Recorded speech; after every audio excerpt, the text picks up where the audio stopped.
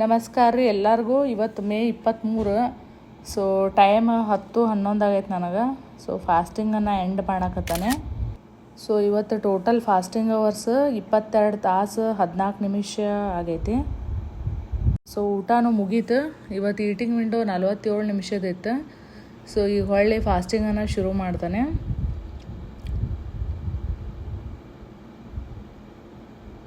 So ಈ weak ಒಳಗೆ ಈ 5 ದಿನಾನು ಸಕ್ಸಸ್ಫುಲಿ ಫಾಸ್ಟಿಂಗ್ ಮಾಡೀನಿ.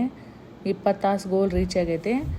ಆಮೇಲೆ ಇವತ್ತು ಎಷ್ಟು ತಾಸು ವಾಕಿಂಗ್ ಮಾಡೀನಂದ್ರೆ, ಎಷ್ಟು ಸ್ಟೆಪ್ಸ್ ಅಂದ್ರೆ 10,157 ಸ್ಟೆಪ್ಸ್ ನಡೆದೀನಿ. ನೀವು ಎಷ್ಟು ನಡೆದಿರ ಅಂಥೇಳಿ ಕಮೆಂಟಾಗಿ ಬರೀರಿ.